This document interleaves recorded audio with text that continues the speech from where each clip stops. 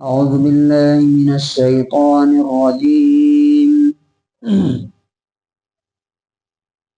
بسم الله الرحمن الرحيم فإن عثر على أنهما استحقا إثما فآخران يقومان مقامهما من الذين استحق عليهم الأوليان فيقسمان بالله لشهادتنا حق من شهادتهما وما اعتدينا إنا إذا لمن الظالمين۔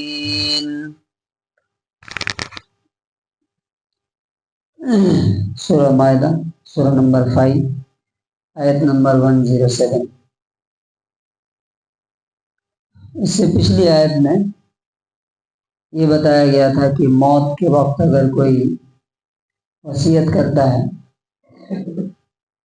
یا اپنی کوئی امانت کسی کے حوالے کرتا ہے تو اسے 2 گواہ بنا دینا چاہیے، اور وہ گواہ اگر ان کے بارے میں یہ ڈاؤٹ ہو کہ کچھ انہوں نے چھپا لیا ہے اس میں سے جو ان کو دیا گیا تھا، خیانت کی ہے، تو نماز کے بعد ان کو مسجد میں روک لیا جائے گا اور ان سے اللہ کی قسم کھانے کے لیے کہا جائے گا۔ اب یہاں پر ایک دوسرا مسئلہ ہے، اگر یہ معلوم ہو جائے کہ انہوں نے جھوٹ بولا ہے یا گواہی صحیح نہیں دی تو کیا کیا جائے گا؟ تو اس کے بارے میں اللہ تعالیٰ نے فرمایا کہ فَإِنْ عُثِرَ، اگر معلوم ہو جائے، پتہ چل جائے، عَلَىٰ أَنَّهُمَا اسْتَحَقَّا إِثْمًا، استحقا کہ وہ لوگ مستحق ہو گئے ہیں، اثمن گناہ کے، یعنی انہوں نے گناہ کر لیا ہے جھوٹی گواہی دے کر کے، تو کیا ہوگا پھر؟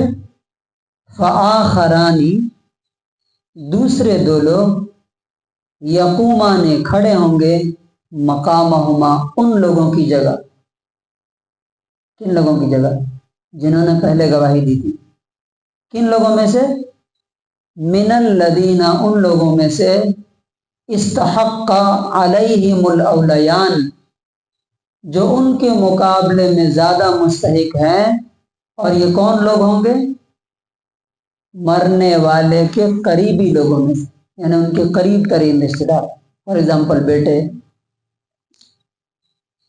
فیقسمان، پھر وہ قسم کھائیں گے، باللہ، اللہ کی، یعنی پہلے جیسے انہوں نے قسم کھائی تھی اس طرح سے اب یہ لوگ قسم کھائیں گے۔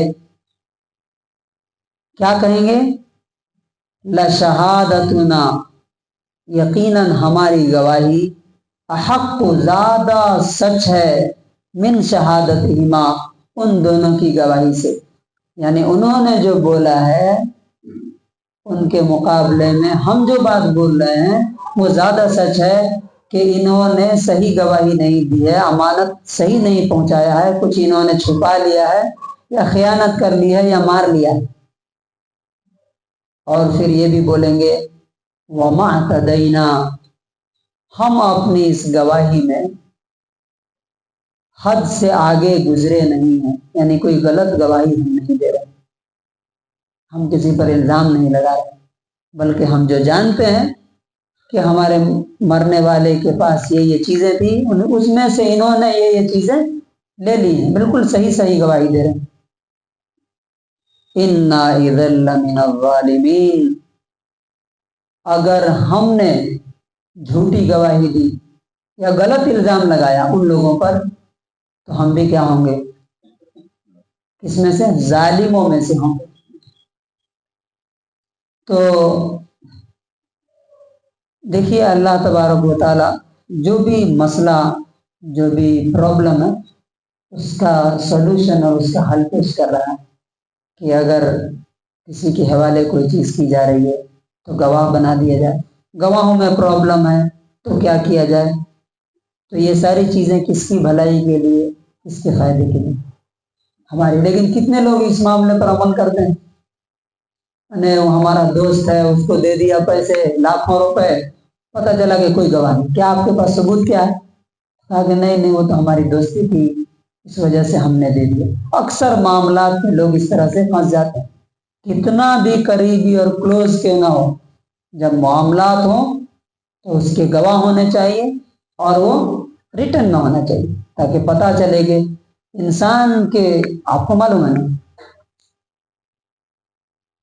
حدیث میں کیا کہا گیا ہے کہ شیطان انسان کے رگوں میں کس طرح دوڑتا ہے، جیسے خون کی گردش۔ تو کب کون سا اسکرو ڈھیلا کر دے دماغ کا اور یہ کون انسان کب بدل جائے گا، اس کی کوئی گارنٹی ہے؟